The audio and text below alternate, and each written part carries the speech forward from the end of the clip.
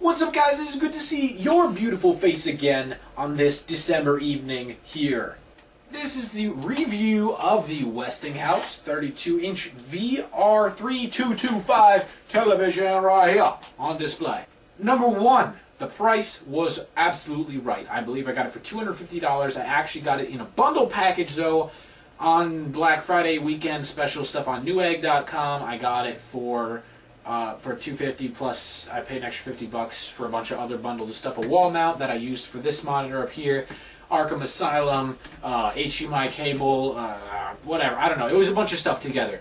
And so that's why I bought it. There's a link below to buy this on Amazon. The price changes constantly on Amazon. It goes up and down, up and down, up and down. So go through that. Buy it through there if you really want a good TV, because that price is probably going to be your best bet. I mean, you can look around, but the link down below is definitely a place to check as your first resort. Let's give a little bit of a stats overview real quick. Actually, really the only stats I'm going to go over is that it's full 1080p. That is what I wanted. I wanted something actually smaller than this. As you see, this is a 23-inch. This back here is a 23-inch. And those monitors, I used to use that one up there actually as my main gaming monitor. And a lot of people were like, what, you game on such a small TV? I got a 70-inch flat screen LCD plasma 3D TV and okay, guess what? I game better on a small monitor. This is just me, okay? Monitors are cheap. They're a lot cheaper than TVs. Now TVs have gone, they're fluctuating. TVs are close, but monitors are freaking dirt cheap for the price you get. The quality's exact same. On a smaller TV, I play better. Smaller monitor, smaller TV. Literally, I tried playing on a 40-inch TV, couldn't play for my life. If I had to bet anything on that, I would lose it. I can't play on it. I don't know why, I can't play. This TV, not so bad, but I wouldn't go any bigger than 32-inch. If you're used to gaming on a small TV, or even if you're crossing over from standard definition to high definition TV, this is probably the largest size I'd go, 32. Not necessarily this TV if you don't want to, but go no bigger than 32. Even that's a little bit big. I like 23 if you could find it. Anyways, as far as outputs on this TV, there should be a little bit of text about that in the description. If there is not, you can't find it. There is a link in the description or a video response or at least an annotation on the screen going to the unboxing of this TV. That's where I'm going to go over all the specs and stuff, the detailed things, that what ports it has, where the ports are, and all that stuff. I'm not going to take it down and look at that right now. But if you're interested in that, that's where you need to go.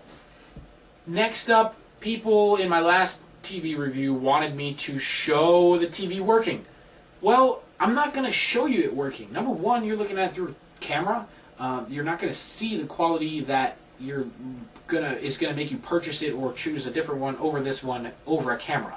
It's not gonna be there. I'm not gonna bother. So if you want to see it in action, go look at another place. But really, in all honesty, you need to see it in person. Go to your Best Buy, go to your Target, your freaking Circuit City if they're still in existence. I don't know if Walmart carries this. Check out places like that if you actually want to see it working, because over the internet you're really not going to get what you're looking for. Alright, as far as the brand name, this is the first Westinghouse I've ever bought in the TVs department.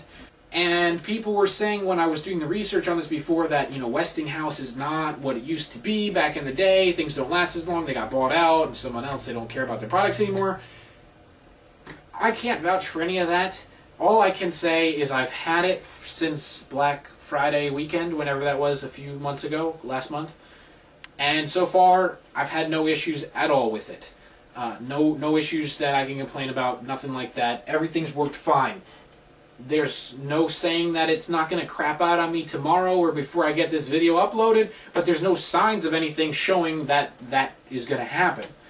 So, you know, that's on you. I don't really know, but it works great for me. I didn't want to wait for 7.5 months to see if it's going to die on me before I do the review, because I know you guys wanted to see it. So that's why I'm getting it out right away.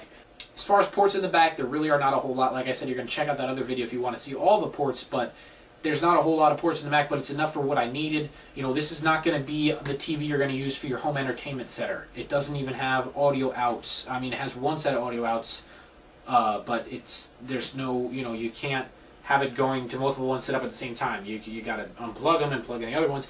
It's a pain in the neck. But for what I'm using it for, is all I need it for is to hook up my HD-PVR. That's what it does. that's it. So that it works for me. If you're looking for something simple, basic, your kid's first TV, your TV to sit in your office, your freaking, I don't know, whatever. If you need just a basic TV, this is pretty much got what you're looking for. It's got a little red light down in the bottom right. That's also where the sensor is. So the sensor for the remote is down there. I have noticed that sensor is not the greatest.